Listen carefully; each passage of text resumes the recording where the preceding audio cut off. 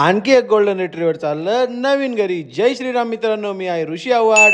आपले चिंगापुंगा बाहेर सोडले होते तर आपल्याकडे इंस्टाग्रामवरनं व्हिजिटर्स आले होते. त्यांना काही पपीज घ्यायचे होते, त्यामुळे त्यांनी आपला अर्धा तास घेतलाय पूर्ण आणि एक पॉमेरियनचं पप्पी घेऊन चालले घरी.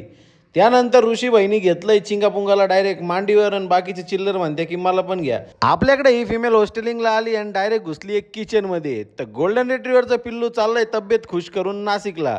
ऋषी बहिणी केलंय पॅक, घेतलंय हातात, डांग डांग डांग निघालाय गेटकडे, गाडीवर टाकलंय. आज स्वतः शुभम भाऊ होते, त्यांनी गोल्डन रिट्रीव्हरचं पिल्लू बसून दिलंय नाशिकच्या गाडीमध्ये. डायरेक्ट वॅगनरमध्ये पिल्लू बसवलंय आणि चाललंय पिल्लू नवीन घरी. तर आपण सेफली डिलिव्हरी करतो. एका बास्केटमध्ये एकच पिल्लू. आपल्याकडे केन कोर्सेचे पपीज आलेले आहेत हेवी साईजमध्ये. स्क्रीनवर नंबर दिसतो, त्याला DM करा. किंवा लॅब्राडॉरचा पपी हेवी साईजमध्ये कोणाला पाहिजे असेल तर मला कॉल करा. आपले गुडघे पाटलाची पडली होती, गाडी बंद, त्याच्यामुळे त्यांना लावलाय आपण पाय डायरेक्ट घाडाकडे ढकलीत नेलंय.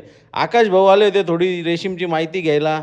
आणि आपली भाची बघा, चप्पल तर घातली, आंगा बोंगा पुंगा मोकार मोठी चप्पल घातली आहे. आत्याबाई आले होते नाशिकवरनं, तिने ओवाळून घेतलंय भाऊबीजीचं. एकदम थाटामध्ये भाऊबीज झाली आपली 8-10 दिवसांनी.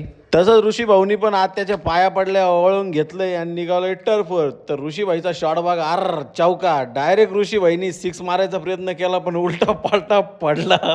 सर्वेश भाई म्हणजे चिडायचं प्रतीक. सर्वेश भाई काय ओव्हर सांगतच नव्हते. खेळायला गेलं की भांडणं होणार नाही असं झालंच नाही. 6 ओव्हरची मॅच आणि 7 ओव्हर टाकले म्हणतो भाऊ, असं शक्यच नाही.